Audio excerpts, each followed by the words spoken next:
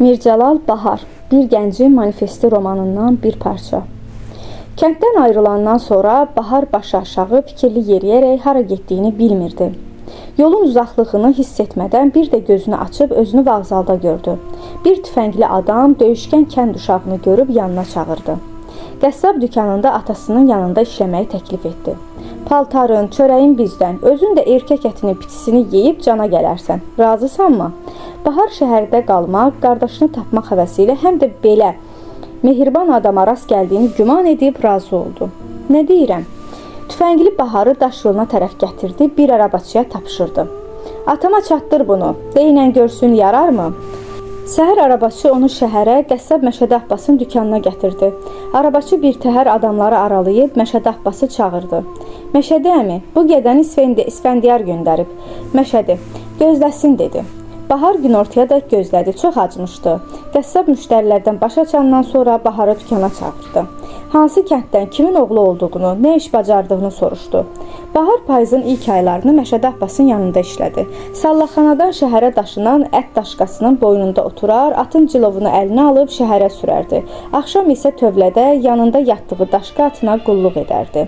Məşədinin bütün xırda dükan və ev işini Bahar görürdü. Məşədi axşama qalan və köhnələn içalatı səbətə doldurub Bahara verərdi. Çiynindən tutub itələrdi. Bunları sat, satmamış qayıtma. Hamısını satsan sənə bir Abbası fındıq pulu verəcəyəm. Bahar küçələrin soyuq palçığını ayaqlaya-ayaqlaya küçə qapılarını gəzib həzin və saf uşaq səsi ilə çağırardı. Ciyər alan, ay ciyər alan. Bu yerlərdə az təsadüf edilən şaxtalı qış günlərindən biri idi. Yer donmuşdu, ayaz kəsirdi. Bahar isə köhnə çarıqlı, yalınqat, qədək paltarla qəssab dükanının qarşısında əsim-əsim əsirdi. Məşədi Baharı qapıdan qovmuşdu. Soyuqlar düşəndən, qış girəndən bəri Bahar içalat sata bilmirdi. 5 addım gəzəndən sonra daldığı bir həyət tapıb qızınırdı. Ev qadınlarına yalvarıb ocaq başında dayanırdı. Ona görə evə qaydanda xozeyni onu döyürdü. Bugün uşağa yeni bir fəlakət üz verdi. Qarınların birini sata bilməmişdi. Qorxudan qayıda bilmir. Döngədə sallaya-sallaya əlində aparır və müştəri çağırırdı. Kəfildən bir qara it qarını alıb götürdü. Divarı bayaq aşıb bağlar arasında yox oldu. Bahar bunu söyləyəndə Məşədi Abbasın gülməyi tutdu. Dünən yumurtadan çıxan cücənin mən yekəlikdə kişiyə kələk gəlməyinə bir baxın. Əlini Baharın ciblərinə salıb axtardı. Sonra qoltuğuna baxdı. Neyləmsən dedi. 1 manatın yerini de. Nəyə verib yemisən düzünü de. Uşağın dil dodağı tutuldu. Altdan yuxarı baxan qara məsum gözləri böyüdü. Andaman elədi ki it aparıb. Qəssab onun qolundan tutub eşiyə itələdi. Get 1 manatı gətir sonra gəl. Bahar kağız kimi ağardı. Xozeyninə tərəf baxdı. Məşədi Abbas bu baxışlara və göz yaşlarına cavab olaraq içəridən dilləndi. Buralara ayaq bassan meydini qoyaram. Bahar qorxusundan cınqırını çəkmədi, küçəyə çıxdı. Lakin küçədə dayanmaq olardımı? Soyuq adamı qılınc kimi kəsirdi. Qorxa-qorxa bir də ağasının dükanına gəldi. Qapını bir də cırıldadıb arasından baxdı. Sanki ağasından, heç olmasa qonşuların birindən mərhəmət diləyirdi. Məşədinin məşəl kimi yanan gözləri uşağa sataşanda oğluna işarə verdi. Gör pulu gətirdi. Qəssabın oğlu Baharın qabağını kəsib soruşdu. Manatı gətirdin? Bahar yalvardı. Məşədi ağa, qardaşım gələndə alıb verərəm. Qəssab irəli keçib qapını bastı. Baharı eşiyə saldı. Bahar isti otaqdan qalxan buğun içindən buz döşəməyə düşəndə başından bir vedrə su töküldüyünü güman etdi. Soyuğun şiddətindən özünü itirdi. Bilmədi nə etsin. Şaxta elə bil iliyinə işləyirdi. Bahar özünü hamamın dəhlizinə saldı. Dəhliz də soyuq idi. Ancaq içəri qapı açıldıqda isti hava buğ kimi dəhlizə vururdu. Bahar özünə təskinlik verdi. Əlində bağlama yuyunmağa gələnlərə qarışıb içəri girdi. Fürsət tapıb pişik kimi səssizcə səkiyə çıxdı. Səki isti və rahat idi. Xeyli vaxt belə keçirdi. Lakin onu görən oldu. Hamamçı maşa ilə Baharı böyründən bizləyib deyirdi. Ədə, ehey, həmşəri, düş, nə soxulmusan bura, çıx. O, başı aşağı qapıya tərəf yeridi. Məhkum qılınca baxan kimi eşiyin qış gecəsinin ayazına baxdı. Sonra geri döndü. Onu təqib edən olmadığını görüb dayanmaq istədi, duruxdu. Mərhəmət olan məzlum baxışları ilə adamların üzünə baxdı.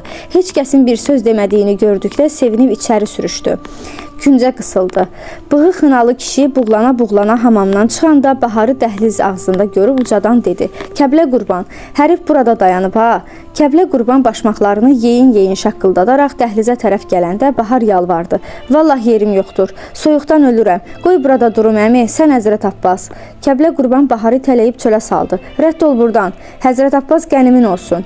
Səkinin istisində canı yumşalan Bahar qışın kəsərli soyuğuna düşəndə elə bir ürəyinə xəncər sancıldı. İçindən ufuldadı, özünü itirdi. Bahar başını qaldırıb göyə baxdı. Tamam qaranlıq qovuşduğunu, qış gecəsinin qorxu kimi hər yanı işıq gələn hər yeri basdığını görəndə vücuduna ilan kimi soyuq və müthiş bir vahimə yeridi.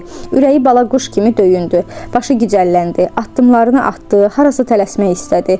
Yeridi, qəssabxanadan uzaqlaşa bilmədi. İndi onun bütün damarları sancır, qulağı qəribə oğultu ilə tutulurdu. Uşağa elə gəlirdi ki, ayaqlarını qandallamışlar, topuqlarının hər birindən ağır daşlar asılıb. Son ümidlə özünü Xozeyinin qapısına saldı. Qorxa-qorxa qapını döydü. Həyətdə qarı ayaqlayan addım səsi eşidəndə uşağın sönən ümidlərinə sanki həyat işığı sancıldı. Xanım Mitili Baharın köhnə yorğanını eşiyə atdı. "İtil, hansı cəhənnəmə gedirsən get." Bahar inana bilmədi. Gecənin bu vaxtında, boranda hara gedim? "Ay xanım, qurban olum, mənim yerim yoxdur. Xanım, sən bilirsən ki..." Xanım qapını elə bərk çırpıb dəmirlə bərkitdi ki, deyərdin oğrudan, quldurdan qorunur. Baharın sözü ağzında qaldı. Boş və boran uğuldayan qaranlıq küçədə qar içinə bata-bata uşaq bazara sarı yönəldi. O, tufana düşən yarpaq kimi əsirdi. Sanki Baharı iynəli yorğana bürüyürdülər.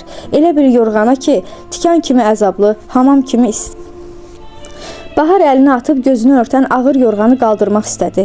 Qol yerindən quru bir ağac sallandığını duyub anlaya bilmədi. Onu bildi ki, gözlərinə də, başına və dodaqlarına da batan iynə çox uzun və itidir. Bunun kim tərəfindən, nə üçün edildiyini anlamadı. Tərpənmək istədi, onu sanki yerə mıxlamışdılar.